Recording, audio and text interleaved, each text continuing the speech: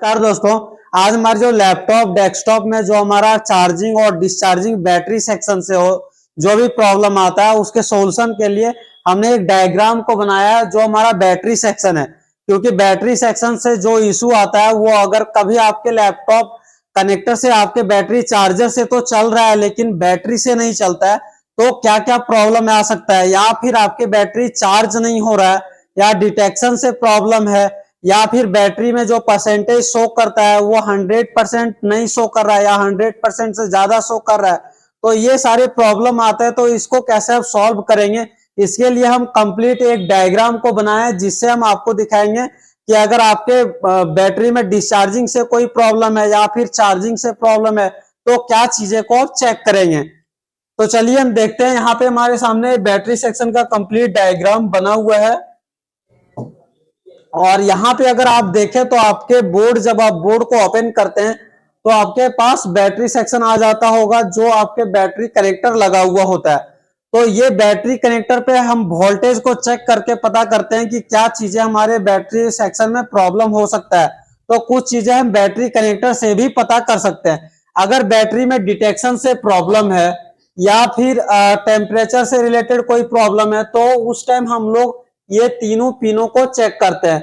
अगर टेम्परेचर से रिलेटेड कोई प्रॉब्लम है तो एक पिन जो हमारा होता है पॉजिटिव के बगल में 3 पिन होता है, उसमें 3.3 वोल्ट एलडीओ बनता है। अगर ये टेम्परेचर से रिलेटेड कोई प्रॉब्लम है तो इसमें आपको अगर मेजर करें मल्टीमीटर से तो यहाँ पे 3.3 वोल्ट नहीं मिलेगा। अगर मिल रहा है तो आपको इस रजिस्टर को चेक करना होता है कहीं इसमें तो प्रॉब्लम नहीं ना है। अगर क्लॉक से प्रॉब्लम है तो ये इस रजिस्टर को चेक करेंगे और एलडीओ 3.3 वोल्ट को चेक करेंगे। डेटा से कोई प्रॉब्लम है तो आप डेटा वाले पिन में 3.3 वोल्ट और रजिस्टर को चेक करेंगे। अगर ये सारे वोल्टेज बन रहा है तो आपका एलडीओ भी स्टेप डाउन से जो आउट होता है वो भी आपका प्रॉपर बन रहा होगा। और अगर आगे हम देखें तो यहाँ पे हमारा 2 पिन जो होता है वो पॉजिटिव के होते हैं और 2 पिन हमारा नेगेटिव का होता है। ये कंप्लीट हमारा पिन डिटेल्स होता है। तो कभी कभी आप देखते होंगे तो लैपटॉप डेस्कटॉप में कभी कभी आपको 5 पिन के भी बैटरी कनेक्टर मिल सकता है जो हमारा 5 पिन ही काम का होता है। बाकी और भी पिन हो सकता है 10, 12, 15 पिन का भी हो सकता है। तो कौन से पिन का क्या काम है इसके बारे में हम आपको कंप्लीट बताएं। 2 पिन हमारा ग्राउंड होता है, 3 पिन हमारा एक टेम्परेचर, डेटा और एक क्लॉक होता है और 2 पिन हमारा पॉजिटिव होता है। बाकी ये चार्जिंग और डिस्चार्जिंग कैसे काम करता है तो उसके लिए हम यहाँ से आपको दिखाते हैं। ये जो हमारा यहाँ पे B प्लस जो होता है हमारा वोल्टेज सेक्शन का पावर रजिस्टर, यहाँ पे हम लोग इसको कॉमन पॉइंट भी बोलते हैं।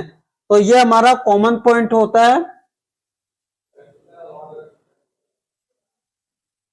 ये हमारा कॉमन पॉइंट होता है और इसे हम पावर रजिस्टर भी बोलते हैं। इस रजिस्टर से 2 पिन हमारा जो कनेक्टेड होता है आईसी से, और यही जो लाइन होता है वो हमारे चार्जिंग सेक्शन के जो 2 मॉसफेट लगा हुआ होता है, ये हमारा मेन मॉसफेट है और ये सपोर्टिंग मॉसफेट है। तो दोनों मॉसफेट में भी 19 वोल्ट यहीं से कनेक्टेड होता है। अब इस मॉसफेट के जो गेट इनेबल होता है, अगर आपके लैपटॉप में चार्जिंग से प्रॉब्लम है तो आप इस चार्जिंग आईसी को चेक करेंगे। इस चार्जिंग आईसी के जो स्टेप्स होते हैं, जैसे वोल्टेज सेक्शन में हम कंप्लीट इसके स्टेप को बताते हैं कि कैसे आप इस आईसी को कंप्लीट चेक कर सकते हैं। तो इस आईसी को आप चेक करेंगे। उसके बाद अगर आपके मॉसफेट के ड्रेन पे वोल्टेज आ करके और रुक रहा है, आउटपुट नहीं दे रहा है, तो आप इसके गेट को चेक करेंगे जो आपके आईसी से इनेबल के लिए, गेट इनेबल होने के लिए कनेक्टेड होता है। अगर ये भी गेट इनेबल हो रहा है तो आप सपोर्टिंग मॉसफेट को सेम इसी तरीके से चेक करेंगे और इसके गेट को भी आप चेक करेंगे।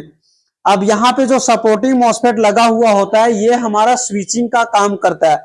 और यहाँ पे आप देख रहे होंगे कि यहाँ आपका जो इनपुट होता है वो होता है 19 वोल्ट, लेकिन यहाँ पे जो आउटपुट कर रहा है वो आउटपुट जो होता है वो हमारे बैटरी के आउटपुट वोल्टेज से 1 या 2 वोल्ट अधिक होता है। अगर आप इस कॉइल पे मेजर करेंगे तो आपको 1 से 2 वोल्ट तक मिल सकता है, 1 से 2 वोल्ट मिल सकता है। लेकिन आप जैसे ही बैटरी को यहाँ पे आप कनेक्ट कर देंगे, जैसे ही बैटरी को एडेप्टर में लगा देते हैं वैसे ही आपका वोल्टेज बढ़ जाता है, क्योंकि जैसे ही बैटरी डिटेक्ट होता है और बैटरी के भी वोल्टेज मिलता है तो आपको 1 से 2 वोल्ट अधिक आपको शो करेगा। अगर आप यहाँ पे जब चेक करते हैं तो बिना बैटरी लगाए हुए अगर आप चेक करेंगे तो 1 या 2 वोल्ट आपको यहाँ पे मिलेगा। जैसे ही बैटरी लगा देते हैं तो अगर आपका बैटरी 12 वोल्ट का है तो आपको यहाँ पे शो करने लगेगा 13 वोल्ट या फिर आपको 14 वोल्ट भी शो कर सकता है।